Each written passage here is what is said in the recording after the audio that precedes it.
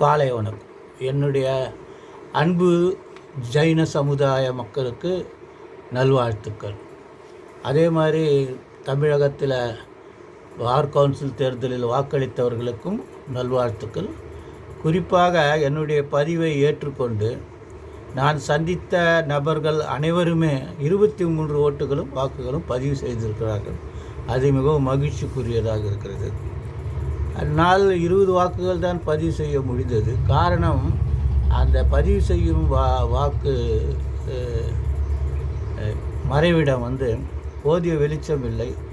புகைப்படங்கள் 143 பேர் கொண்ட வாக்குச்சீட்டு என்றதுனால புகைப்படங்கள் தெளிவாக தெரியவில்லை. அதனால் 20 வாக்குகள் மாத்திரம் போட்டுட்டு மின்ற 3 வாக்குகள் பதியும் போது தவறு ஏற்பட்டு விடுமோ என்ற காரணத்தினால அதை முதுமையின் காரணமாக அதை விட்டுட்டேன். அதுக்கு மன்னித்து கொள்ளுங்கள். இந்த தீர்ப்பு மிக அருமையான தீர்ப்பு. இது உச்சநீதிமன்றத்தின் தீர்ப்பு. கொலை வழக்கு, ஸ்ட்ராங்குலேஷன், கழுத்தை நெரித்து கொலை செய்த வழக்கு. AIR 2026 supreme court 681. AIR 2026 supreme court 681. பெர்னாண்டு லிண்டோ பாவா வேர்சஸ் ஸ்டேட் ஆஃப் மகாராஷ்டிரா. இதில் என்னன்னா, ஸ்ட்ராங்குலேஷன் பண்ணி சாவடித்தாங்க. முதல்ல அவர் ஆள் காணாமல் போகிறாரு. அதுக்கப்புறம் பாடியை சுடுகாட்டிலேருந்து எடுக்கிறாங்க, தோண்டி எடுக்கிறாங்க. என்ன இது இவர் சில கால்கள் சாட்சிகள் அவர் அக்யூஸ்டை சாயங்காலம் போய் பார்க்குறேன்னு டிசீஸ் சொல்லிட்டு போனதா சொல்கிற எவிடன்ஸ் இதெல்லாம் நம்ப முடியல. அப்படி ஆட்டோ ரிக்ஷா டிரைவர் 3 பேரை ஏற்றிக்கிட்டு போனார். ஆனால் அந்த நீதிமன்றத்தில் அவர் நீதிமன்றத்தில் தான் அக்யூஸ்டுகளை அடையாளம் காட்டுறாரு, டாக் ஐடென்டிஃபிகேஷன். அதனால் அதை ஏற்றுக்கொள்ள முடியல. அப்புறம் ஆட்டோ யாருடையது என்று எப்படி சாட்சி கையில் வந்ததுன்றது தெளிவுபடுத்தலை. ஆட்டோவை கைப்பற்றினாலும் நீதிமன்றத்தில் குறியிடப்படவில்லை. அதெல்லாம் இந்த கயிறு இது கழுத்தை நெரிப்பதற்காக பயன்படுத்தப்பட்ட கயிறு இருக்க, அந்த கயிறு அதோட தொடர்பான ஃபாரன்சிக் சயின்ஸு எவிடன்ஸுகள் கொடுக்கல. ரெண்டாவது, அது எல்லாருக்கும் எளிதாக கிடைக்கிற இடத்துலேருந்து கைப்பற்றப்பட்டது. அதனால் அது 27 ரிகவரியில் வராது அப்படின்னு சொன்னால் அது ஒரு நல்ல கான்செப்ட். அதை வச்சுக்கோங்க. அது இல்லாமல் அந்த கயிறில் எந்த முடியோ ரத்தமோ எதுவும் இல்லை.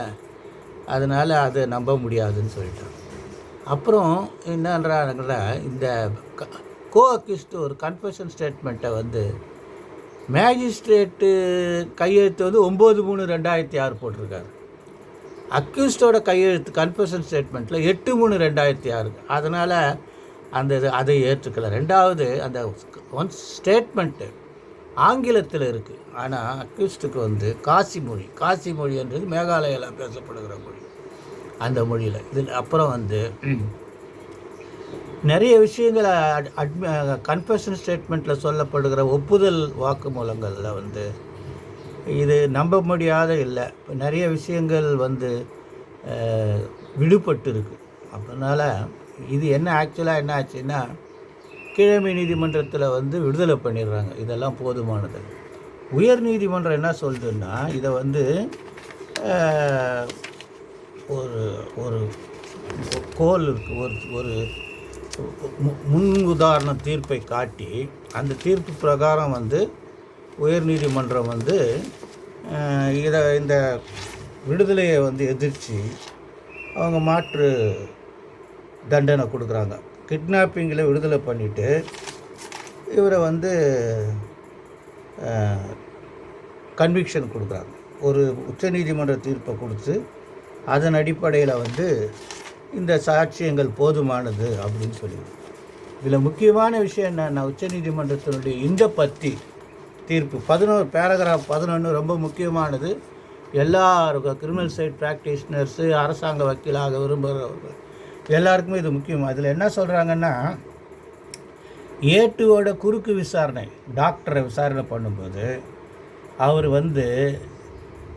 இறந்து போனவருடைய 2 ஹயார்டு போனும் உடைந்த நிலையில் இருக்கிறது அப்படின்னு சொல்கிறார்.